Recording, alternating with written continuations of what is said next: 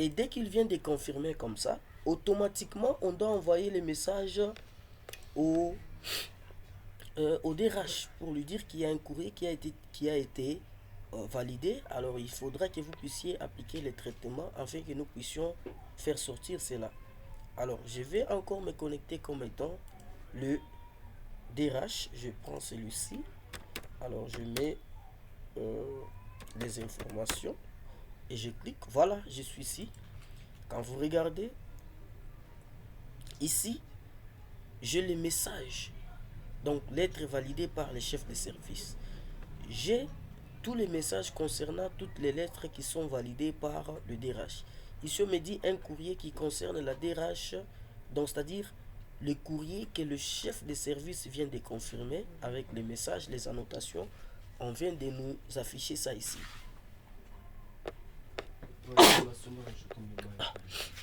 On vient de nous afficher cela ici.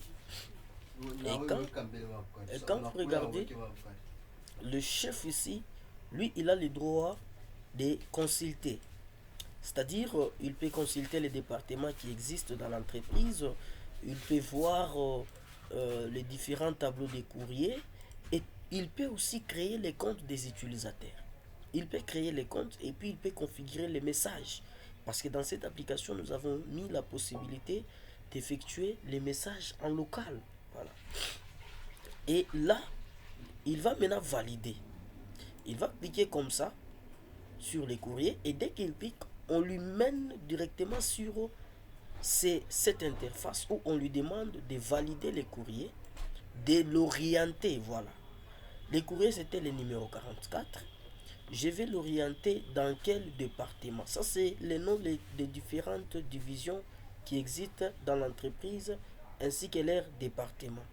Je vais dire par exemple, c'est un courrier qui va aller dans le département CRIS comme ça, et dans la division CRIS, par exemple au département Francie.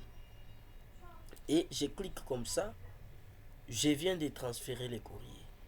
Et je viens ici, vous voyez, nous avons un à ce niveau, un au niveau des courriers sortants. Et dès que je vais actualiser, j'ai maintenant D, c'est-à-dire que la lettre ici 44 vient d'être validée et je peux maintenant la faire sortir pour la mener dans la direction où on va traiter cette lettre. Et je vais cliquer comme ça et je vais aller ajouter la sortie et je vais prendre le numéro de la lettre et je vais mettre la date de sortie, par exemple le 31 comme ça, et puis je vais actualiser. Voilà. Et puis je vais actualiser comme ça. Et dès que je vais rentrer dans tableau sortant, j'ai ma lettre ici qui est là. Et dès que je clique là, je peux voir les informations de la lettre. Quand je clique là directement, on me montre les informations de la lettre. C'est le courrier numéro 44. L'objet, c'est la demande de service.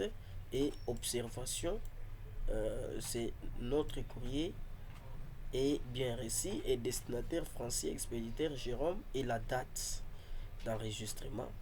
Alors je peux imprimer, je peux faire ce que je veux, à savoir plus, je peux me déconnecter. Voilà, il y a tellement beaucoup de choses dans l'application, alors je ne voulais pas vraiment entrer beaucoup plus en profondeur, mais si ça vous intéresse, nous allons faire un effort de vous faire beaucoup plus de la démonstration et surtout d'adapter l'application selon vos besoins.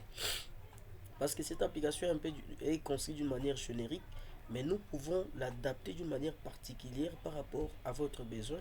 Et ça, ce sont les statistiques qui montrent donc les différents niveaux, voilà, des courriers et tout.